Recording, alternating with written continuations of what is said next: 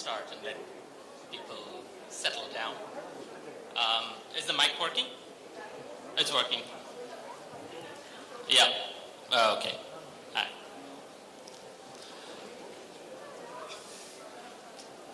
Okay, I think we're going to get started, Tom. Let's get started. Excellent. Okay. All right. So thanks everybody for coming. The festival is about drawing to a close, and I think having Tom Keneally here is kind of a fitting pre-finale to the festival itself, because he is a living treasure. So it's very fitting that we end with a living treasure amongst us. And it's a really great honor to have somebody like Thomas Keneally here to talk about not just the book he's most well known for, Schindler's Ark or Schindler's List, but also many of his other books. But I was just reading in the New York Times, there was a little article in the blog which said that you, I think division of Simon & Schuster in the US, Atria Books, had just announced that it was publishing your 26th and 27th novel later on this year. So I just wanted to make sure that, while the rest of us were lit-festing and eating and drinking and spending time walking from this venue to the hotel and back and forth, you had not written your 28th and 29th already, have you? No, I was, and the mic is okay, is it, folks? Yeah. Yeah. I was walking back and forth. I was celebrating with you young folk, but perhaps not as energetically, and no writing at all. But was there a point when you decided that, in fact, you were going to write one book about, every 18 months or so? Yes, I think every novelist has a period, a phase of time, which is the right phase for them to write a book. For some novelists, it's 18 months. For some novelists, really good ones, with independent incomes, it's about 5 years maybe. And mine's about a year, I suppose. And that is partly because I'm impetuous and want to get the book finished once I've started it. It is very interesting that I had very industrious parents. They were working people. They were remarkable people. They took great pride in having a job. And I've always had an industrial attitude towards writing, in that if I don't write every day, unless I'm at the Kolkata book fair, a literary meet, I begin to feel very guilty. And so I have the Protestant work ethic without being a Protestant. Maybe it's the Bengali work ethic. Oh no, it's definitely not the Bengali work ethic. I can reassure you of that. But I mean, I think it's also interesting because I think in one of the previous sessions here, you mentioned that in Britain, if a comedian went to a crowd like this and said the words Australian literature, everybody would laugh. Yes, it's Australia used to be a bit of a cultural joke. Maybe it still is, because the other night I apologize insofar as it lies within my power to do so, for the fact that Australian racist louts had beaten up some Indian graduate students in Melbourne.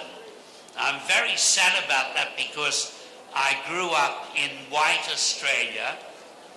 I've seen Australia racially transformed, and to get upset about race again at this stage of our history seems a terrible thing.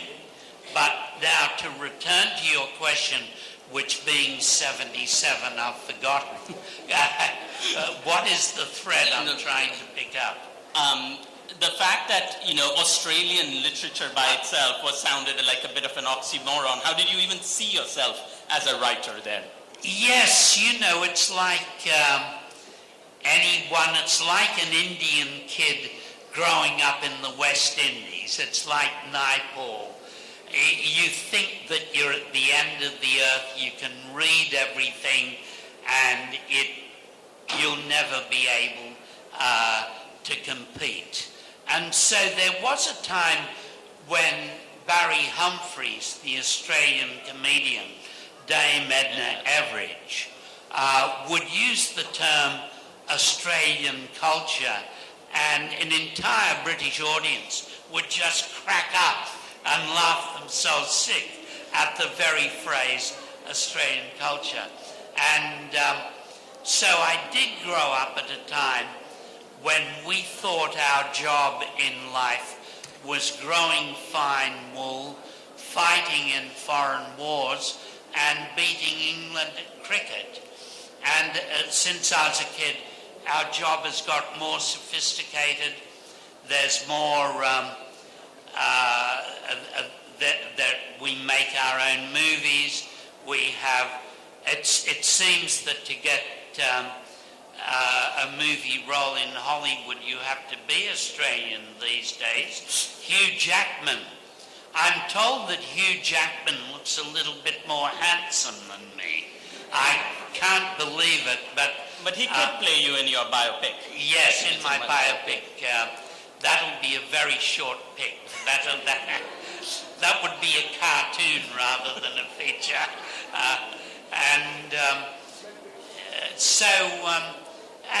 the Australian rock bands and the coming of the opera house. I remember an English woman saying to us, to my wife and I, "Why would you people want an opera house? You don't go to that sort of thing, do you?" So,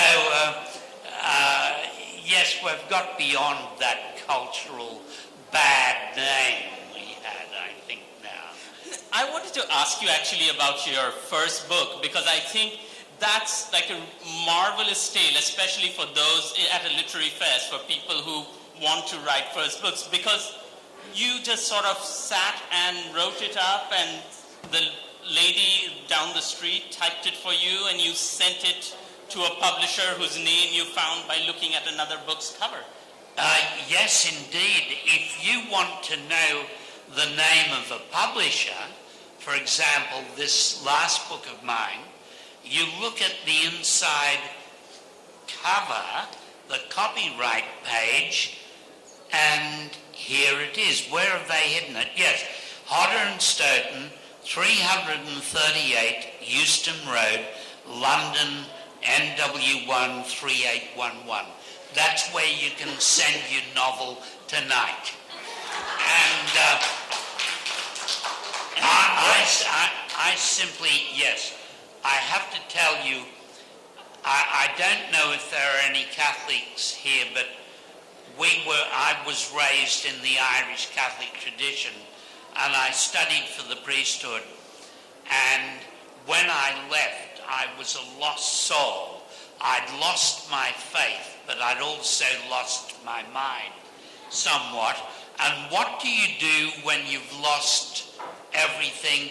Why, you write a novel. It is often true that people who have lost everything write a novel or feel they've lost everything. And so I was in my early to mid-20s. I had no future. I had no social life. Imagine going up to a bar and talking to a young woman, and she says, what do you do? And you say, "I'm a failed monk." It's not a great courtship line. So one summer holidays in Australia, I wrote a novel, finished it round about April, and it was an atmosphere in the 60s when fiction was considered superior to non-fiction, and when they were very tolerant of technical imperfections in books. And it is true, I'm not kidding, it wouldn't be published now. But because it was published, it made me think, this is what I can do. I was studying law at the time, and I've always been a bit of a constitutional lawyer. The audience probably doesn't know that I was the first chairman of the Australian Republican movement, whose aim was to alter our constitution so that the Queen of Great Britain, God bless her, no harm to her, was no longer the Queen of Australia, but so that we would have a president rather like the president in the Indian constitution. So I've always been a bit of a lawyer that way, but sadly we failed. We failed once, but we haven't fought the second round yet. And I felt, though, that the novel reconnected me to life in a way that studying law and teaching high school didn't. It gave me this weird freedom that writers have. And why I thought I had anything to tell the world, I don't know. It's funny, every young writer's work begins with an act of arrogance. And the act of arrogance is to believe that you've got something to tell people. Speaking of that, one of the things you have been able to do so successfully in so many of your books is you have written from the perspective of many different kinds of people. The book Chant of Jimmy Blacksmith, in your one of your early big successes, was from the point of view of somebody who was half Aboriginal, half European, tribal. You've written it from the point of view of women. You've written a book that is not from the point of view, but deals with the Eritrean War of Independence, and of course famously for the survivors of Holocaust in Schindler's Ark. And at this time, when there is so much nervousness about who gets to speak for whom, how did you navigate those kinds of tensions? Well, when I wrote, you may know that in Australia, before the Europeans settled it as a penal colony to begin with, there was the most ancient culture on earth, the Aboriginal culture. And I wrote a novel from the point of view of someone who was culturally an Aboriginal. And that was an act of recklessness, and perhaps I shouldn't have done it. The novel concerned an event in 1900 when an Aboriginal, having been treated, having done everything the Europeans asked of him, went on a killing rampage in New South Wales, the state I live in, and killed a number of whites on the premise that all whites were responsible for his situation. And of course, as so often happens, he found a man whom he couldn't kill, and when that happened, his raison d'etre, his reason for being on the rampage ended, came to a close. And Schindler's Ark. Oh yes, but I was writing about a Gentile who was good at everything I'm bad at. He was a great drinker, he was a grand seducer, and he was good at business. And he also had a gift, an instinct for being a savior. I was fascinated by his character, by the concept that there could come a time in the world's history where morality was so upside down that the only person who could save you was an upside down man, a man who didn't have conventional morality. And so I'm writing from the point of view of a European there, and I'm an inheritor, even though we're as far south as you can go. After us, there's the New Zealanders, and then there's the Penguins. Even though we're way out there in Australia, we are inheritors of the European tradition, including anti-Semitism, and including suspicions of Asia. You know, for a great part of Australian history, huge suspicion and fear of Asia, and not so much India, interestingly. We were too busy being terrified of the Chinese and the Japanese. But, in any case, I felt I could almost get away with writing from the point of view, more or less from the point of view of a European. As for the Jewish people, my friend Leopold Pfefferberg, with whom I travelled, he spoke for them and he persuaded them to speak to me. And nobody said, why should I share my story with you? That's exactly right. They asked that less precisely because there was a prisoner travelling with me, a former concentration camp prisoner, and he was a very persuasive fellow. He could say things that I would never say. When he said, I remember one night, he said, we're in Long Island one more night, and Thomas could interview you tomorrow night. And the survivors said, oh, we have a dinner tomorrow night. And Leopold Pfefferberg, the survivor, said, so Schindler saves your life and you don't care enough to cancel a lousy dinner engagement?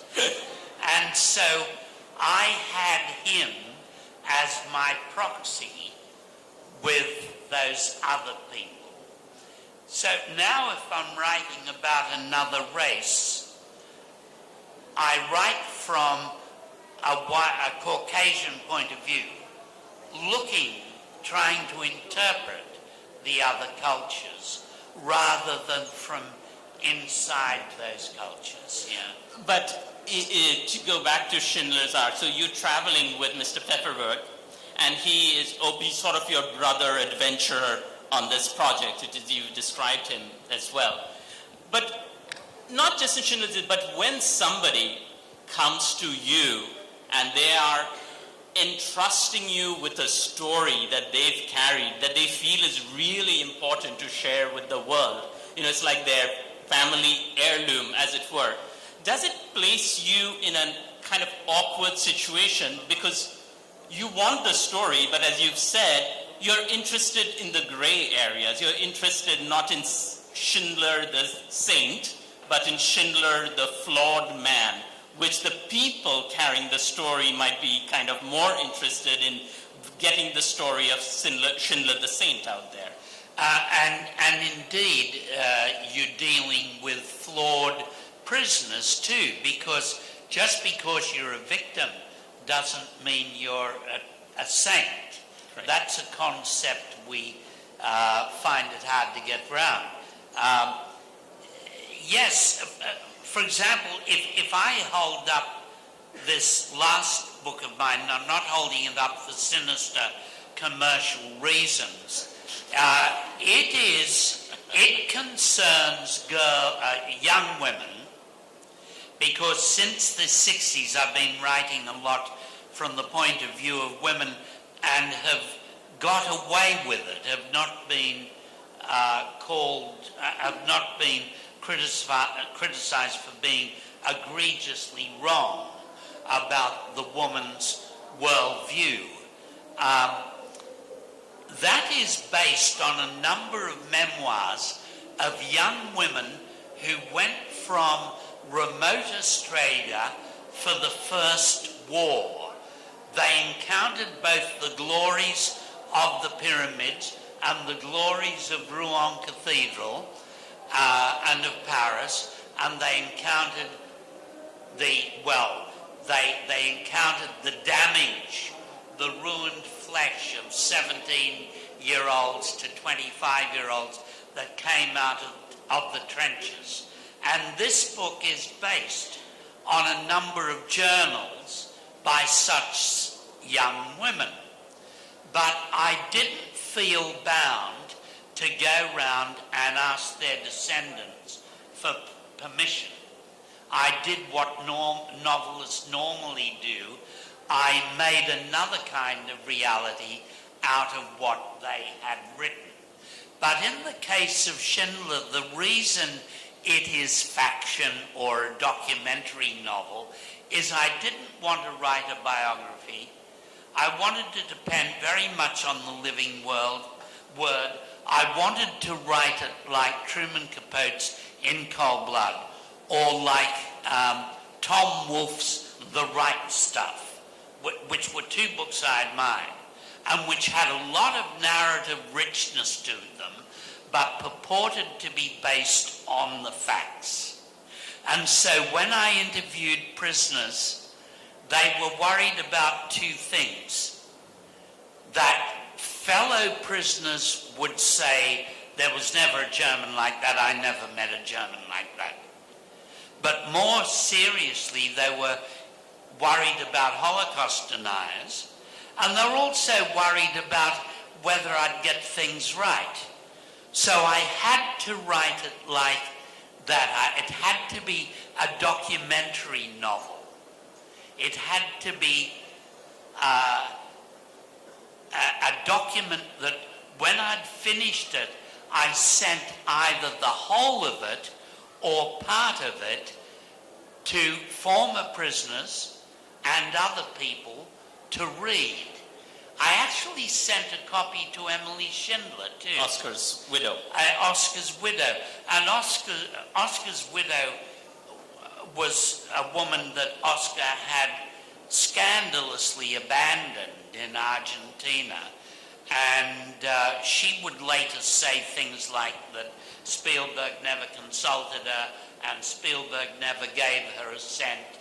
And all that I know to be untrue, but you can understand where it's coming from in her case. But I sent a copy to her. There were a number of survivors who wanted to see the chapter about them, and I sent it to them, and so it went on. Itzhak Stern's widow wanted to see it. Poldek wanted to read the lot, of course. But would you have let any of them have any veto power over anything? Certainly over the facts. Certainly over the names of prisons, the names of people, what happened to people. For example, a young man, human dignity is a strange thing. There was a young man in Schindler's second factory who told me that Emily Schindler, and this is another problem with the film, that it doesn't adequately recognize the heroism of Emily. But this young man broke his glasses, and Emily said to him, he was just a slave factory worker, and she said to him, next time I go up to Krakow in Poland, what's the name of your optometrist? I'll get some more glasses made up for you. And he said that that act of being offered glasses, such a humane thing, was one of the most dignity-affirming experiences he had in his life.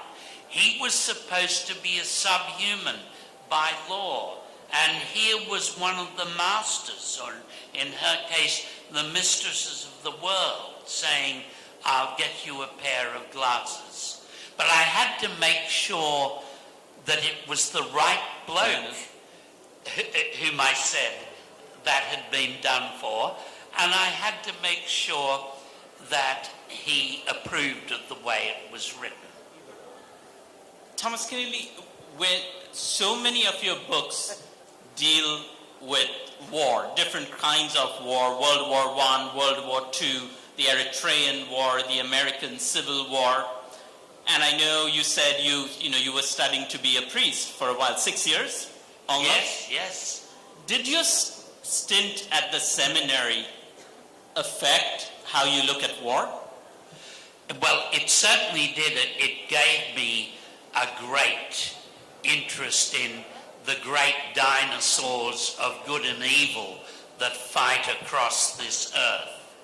That was its major contribution. I didn't like the institution. I found it totalitarian, and that there were many scandals being covered up, such as the scandals of abused children and so on. So I didn't like that side of it. But what most influenced me against saying, well, I'm an Australian, I'm not part of the world, these things over there are not any of my business. What influenced me against thinking like that was that my father was a soldier in World War II in North Africa. So I was only 1 degree of separation from the Third Reich, actually. And so I was always fascinated by this. I was also fascinated by, so I was a child of the war. And just as India was to be invaded by the Japanese, so we believed we were to be invaded by the Japanese. And just as the Bay of Bengal was heavily bombed by the Japanese, parts of Australia were bombed by the Japanese. So I have to confess the war made a big impression on me.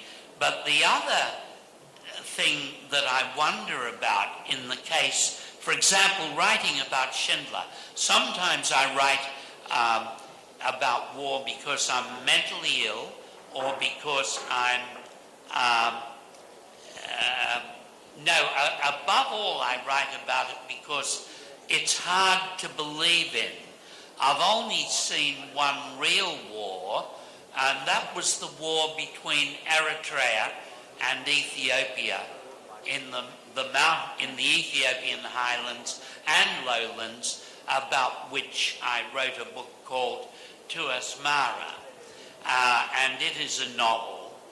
But war as a phenomenon fascinates me. The extent to which young men want to be validated by the experience, but the extent to which it can destroy them both physically and morally and mentally is something that has always fascinated me. But not all my books are about war. I wrote a book, for example, a novel called Woman of the Inner Sea, which is about a woman whose children have been murdered, who goes into inner Australia and tries to change herself even at a molecular level into another kind of woman. I've written a book about my grandparents settling, having come from Ireland, settling in a country town that had Aboriginal tribes in it. But it is true that I am fascinated by war on a number of levels. One is the question of how I would have behaved if I'd been an indoctrinated 19-year-old SS man. I was an indoctrinated 19-year-old Catholic. What would have happened if I'd been an indoctrinated 19-year-old SS man? How would I have behaved? What would I have done if I was a high school age Ethiopian conscript in Mengistu's army in Eritrea? And I was told by my officer that these people over there, see that pregnant woman, she is carrying your enemy. Bayonet her and make sure you get the baby. Would I have behaved well, particularly if I was under pain of death? And that's something I've never found out and will never stop wondering about. So it's really interesting that you bring that up as to, the question about like how would you have dealt with it? Because sometimes I also wondered whether dealing with war and sort of the epic canvas that provides also allows a writer to kind of avoid the personal. Oh, absolutely. Men my age like to write about big events because they're too scared to write about love on an intimate level and family and so on. They try to hide themselves between, not all of them, but behind, many of them, behind great historic events.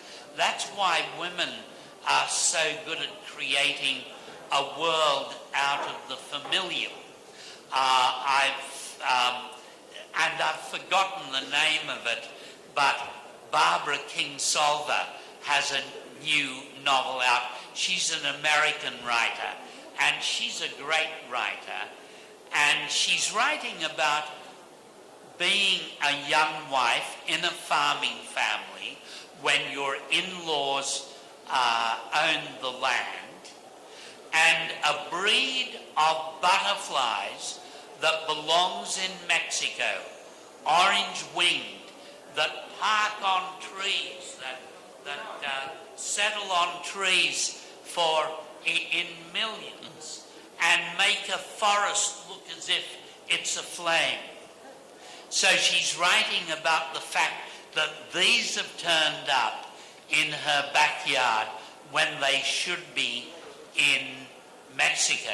So she's writing both about the fact that her husband is overweight and has control of the television clicker, the channel changer, and clicks continuously. And she's also writing about global change, so global warming. So I'm not as good at writing about that intimate stuff. I'm toying with the idea of doing it. Well, you've written your new book, which is about war, but from the point of view of young women going to war. So I thought maybe you could read a little bit for it to give our audience a taste.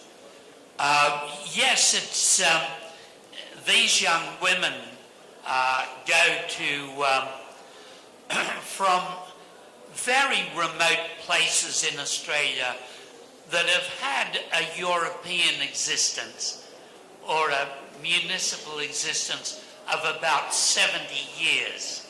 And they encounter both the glories of Europe and they encounter the horrors. And the glories and the horrors are so close together.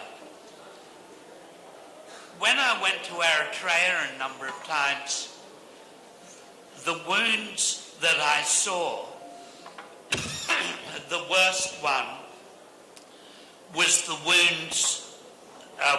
wound to the face, particularly where the face had been removed. We mightn't be content with our face, but if we lose it, we lose who we are And this is about nurses serving the wound of a man who has lost his face. I'll find where it begins.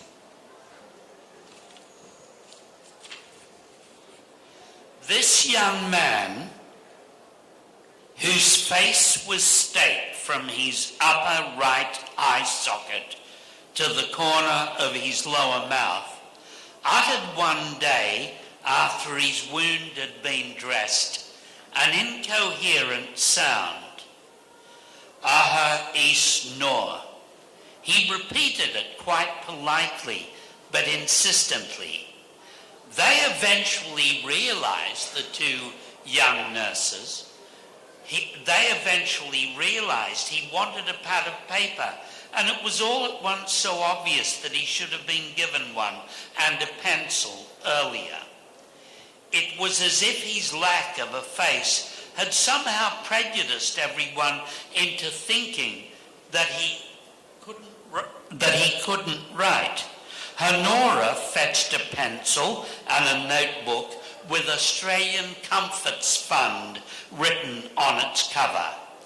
The soldier held up a hand, long-fingered, and had it do a form of salam in thanks.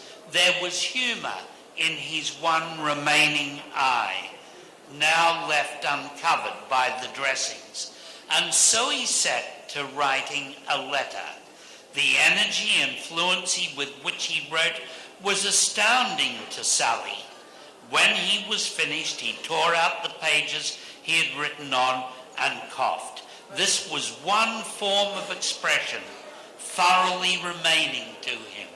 He folded the letter in four to fit the flimsy envelope they gave him, and he handed it over for postage.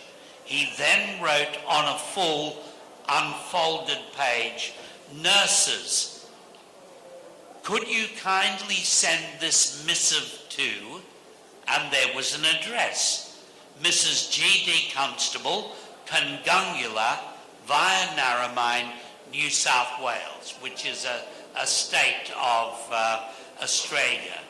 They said of course they'd send the letter, and he nodded and began writing again. And now he writes something that shows something that we humans do in a crisis. Often when a situation is intolerable to us, we concentrate on something minor instead of the entire catastrophe. And this is what this young man does now. He writes, "Sorry to hold you young women up, but I heard people say I am the first Australian wounded in France. It is an annoying thing to hear. If you can find the means to do so, could you contradict this silliness at every turn? It is one of the things I cannot stand. To begin with, there were Australians in London in 1914 who enlisted in the British Army. Their cases have been written up in the Sydney Morning Herald. Some of them must have been wounded before now. Could you please tell people as kindly as you choose to cut out their rubbish?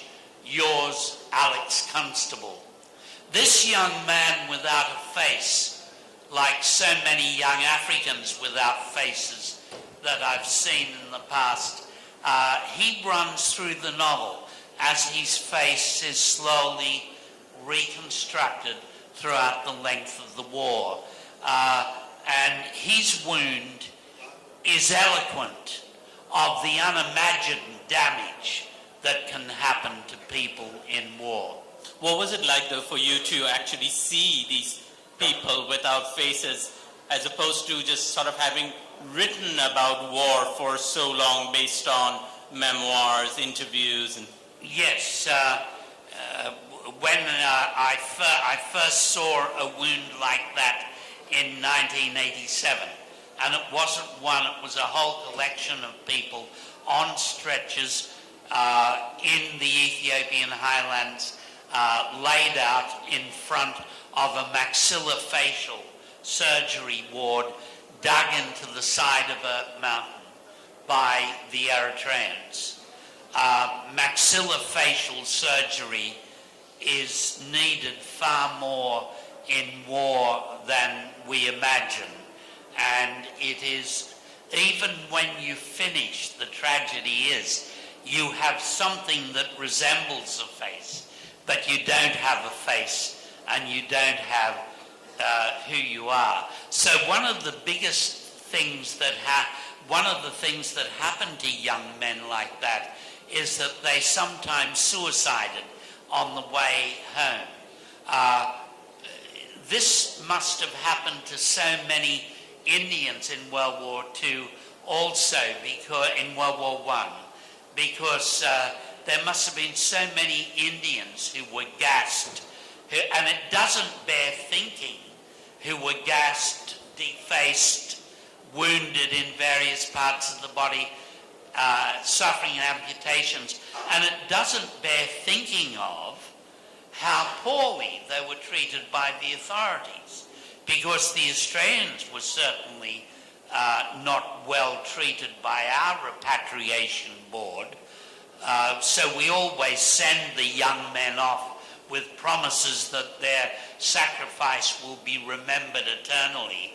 But if they survive and they're damaged, that's not always the truth. Let's open this up and see if we can get in a couple of questions from the audience. So if you can put your hands up and we'll try and get a mic to you. Any questions, or are you dumbfounded by war stories? Well, sorry, was there somebody who had a question?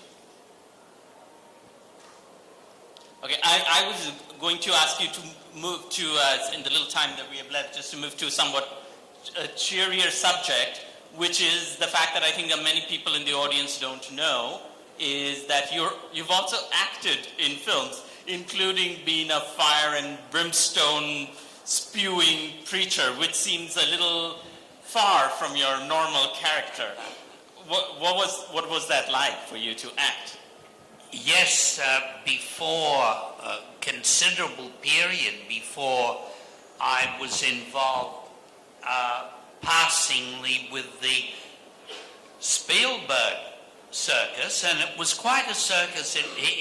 Spielberg is a very good filmmaker. I worked with an Australian filmmaker in the 70s when a number of great directors were emerging. Peter Weir, for example, who made The Truman Show. Bruce Beresford. Gillian Armstrong, who made The Piano. And Fred Skepsey, who wanted to make a film, my film, The Chant of Jimmy Blacksmith, about the Aboriginal murderer. Fred had very little money. The distributors, I suppose, the Indian film industry seems so healthy, but in a lot of the English-speaking world, American distributors own the cinemas, the distribution. So even if you made a good movie, your biggest problem was to persuade the American-owned distributors to put it on the screen. But in the 1970s, a number of superb Australian directors emerged, and one of them was a man called Fred Skepsey, a very wild Australian from Melbourne, but a highly intelligent director. And his first movie was The Devil's Playground. Yeah, The Devil's Playground. It was a movie about a school. And I had to come in as a monk, falling back on my old existence and telling these boys with a very genial smile on my face that they were going to be in hell forever if they fell into mortal sin. And that role was great fun because, I mean, I looked a bit like Friar Tuck, and here I was bringing down hell upon the heads of poor adolescents. And then Fred Skepsey made The Chant of Jimmy Blacksmith, in which I played a cook. And recently a man got me to play a gatekeeper in a movie. So you're moving up in the world, or? I'm moving. The lines are getting shorter and less Shakespearean as I get older. Did you want to play a role in Schindler? Yes, I wanted to play Rabbi Levertov, the man who makes the hinges, and who was then shot, and the pistol misfired. This is the truth. The pistol misfired twice because he hadn't made a hinge fast enough. And he survived the war and was run over by a bus, that Rabbi Levertov. But I wanted to play him, but Spielberg laughed at that. And I also suggested to him, look, Jurassic Park, you've got this nice fella Attenborough who is supposed to have created all these dinosaurs. So he's really an evil genius. Why don't you, in Jurassic Park 2, have two brothers, Attenborough, who is the nice brother, and myself as the evil brother, who is really responsible for this dinosaur, this reptile infestation. And he didn't go for that either. I think that's criminal, since it's your book that won him his Oscar for Best Director finally. And you should be a little more grateful. Absolutely, and not only that, Leopold Pfefferberg. Spielberg made a very good film, pretty good film called The Color Purple, and he made a very good film, I thought, the one about, based on the Ballard novel, or the Ballard memoir of being a child in POW camp. And some kind member of the audience is going to remind me. Empires of the Sun. Empire of the Sun, yes. But that movie was so criticized that it convinced him that he'd never be taken seriously. He'd spent a lot of time making it, a lot of love, and he thought, I'll never be taken seriously for that sort of thing. I'll only be taken seriously for E.T. and Gremlins and so on. So Poldek Pfefferberg, the fellow who introduced me to the story, used to call him up. And he called me in Sydney one night. He said, I've just been on the phone to Stephen. This is the former prisoner said this. The former prisoner knew Stephen's mother, and if you know someone's mother, you've got them by the throat. And so he said, I've just been saying to Stephen that you won't win an Academy Award for little furry animals. Enough with the little furry animals. You'll only win an Academy Award for a great story of humanity, human being to human being. So on the night Spielberg won his first Oscar for that film, Poldek grabbed it from his hand and said, what did I tell you? What did I tell you?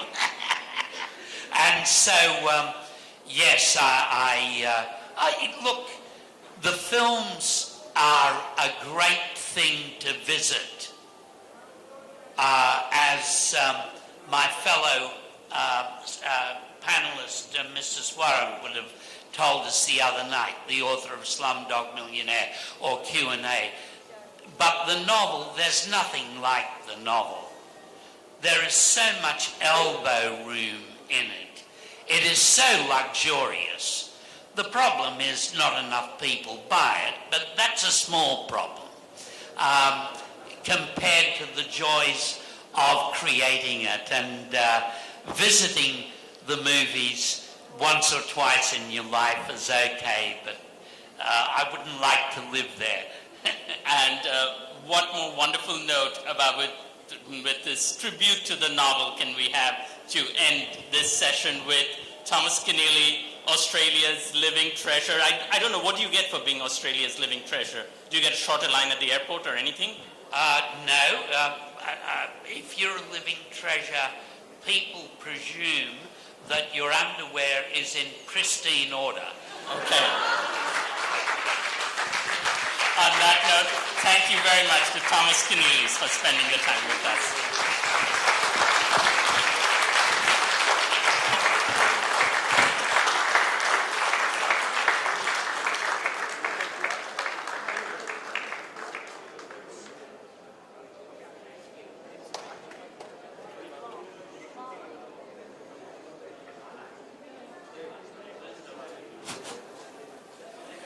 Ladies and gentlemen, just a short break after that wonderful session before we begin our final session of Kolkata Literary Meet 2013. And so I have the Protestant work ethic without being a Protestant. Maybe it's the Bengali work ethic. Oh no, it's definitely not the Bengali work ethic. I can reassure you of that. But I mean, I think it's also interesting because I think in one of the previous sessions here, you mentioned that in Britain, if a comedian went to a crowd like this and said the words Australian literature, everybody would laugh. Yes, it's Australia used to be a bit of a cultural joke. Maybe it still is, because the other night I apologize insofar as it lies within my power to do so for the fact that Australian racist louts had beaten up some Indian graduate students in Melbourne. I'm very sad about that because I grew up in white Australia. I've seen Australia racially transformed, and to get upset about race again at this stage of our history seems a terrible thing. But now to return to your question, which being 77 I've forgotten, what is the thread I'm trying to pick up? The fact that, Australian literature by itself sounded like a bit of an oxymoron. How did you even see yourself as a writer then? Yes, it's like it's like an Indian kid growing up in the West Indies. It's like Naipaul. You think that you're at the end of the earth, you can read everything, and you'll never be able to compete. And so there was a time when Barry Humphries, the Australian comedian, Dame Edna Everage, would use the term Australian culture, and an entire British audience would just crack up and laugh themselves sick at the very phrase Australian culture. And so I did grow up at a time when we thought our job in life was growing fine wool, fighting in foreign wars, and beating England at cricket. And since I was a kid, our job has got more sophisticated. There's more that we make our own movies. We have. It seems that to get a movie role in Hollywood, you have to be Australian these days. Hugh Jackman. I'm told that Hugh Jackman looks a little bit more handsome than me. I can't believe it, but he could play you in your biopic. Yes, in my biopic. That'll be a very short pic. That would be a cartoon rather than a feature. And the Australian rock bands and the coming of the opera house. I remember an English woman saying to us, to my wife and I, "Why would you people want an opera house? You don't go to that sort of thing, do you?" So, yes, we've got beyond that. I was celebrating with you young folk, but perhaps not as energetically, and no writing at all. But was there a point when you decided that, in fact, you were going to write one book about, every 18 months or so? Yes, I think every novelist has a period, a phase of time, which is the right phase for them to write a book. For some novelists, it's 18 months. For some novelists, really good ones, with independent incomes, it's about 5 years maybe. And mine's about a year, I suppose. And that is partly because I'm impetuous and want to get the book finished once I've started it. It is very interesting that I had very industrious parents. They were working people. They were remarkable people. They took great pride in having a job. And I've always had an industrial attitude towards writing, in that if I don't write every day, unless I'm at the Kolkata book fair, a literary meet, I begin to feel very guilty. Cultural bad name we had, I think, now. I wanted to ask you actually about your first book, because I think that's like a marvelous tale, especially for those at a literary fest, for people who want to write first books, because you just sort of sat and wrote it up, and the lady down the street typed it for you, and you sent it to a publisher whose name you found by looking at another book's cover. Yes, indeed. If you want to know the name of a publisher, for example, this last book of mine, you look at the inside cover, the copyright page, and here it is. Where have they hidden it? Yes, Hodder and Stoughton, 338 Euston Road, London, NW1 3811. That's where you can send your novel tonight. And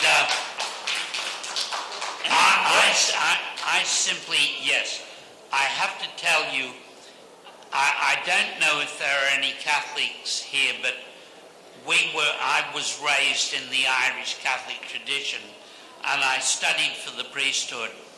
And when I left, I was a lost soul. I'd lost my faith, but I'd also lost my mind somewhat. And what do you do when you've lost everything? Why, you write a novel. It is often true that people who have lost everything write a novel or feel they've lost everything. And so I was in my early to mid-20s. I had no future. I had no...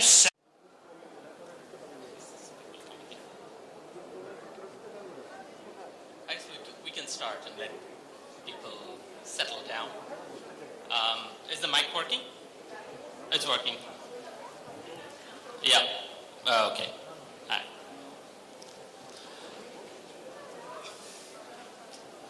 Okay, I think we're going to get started, Tom.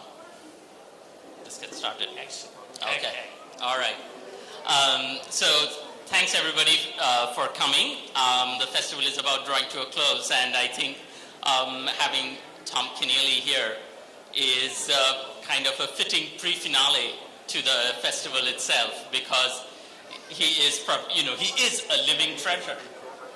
So it's very fitting that we end with a living treasure amongst us. And it's a really great honor to have somebody like Thomas Keneally here to talk about not just the book he's most well known for, Schindler's Ark or Schindler's List, but also many of his other books. But I was just reading in the New York Times, there was a little article in the blog which said that you, I think division of Simon & Schuster in the US, Atria Books, had just announced that it was publishing your 26th and 27th novel later on this year. So I just wanted to make sure that, you know, while the rest of us were lit festing and eating and drinking and spending time walking from this venue to the hotel and back and forth, you had not written your 28th and 29th already, have you? No, I was, and the mic is okay, is it, folks? Yeah. Yeah. I was walking back and forth,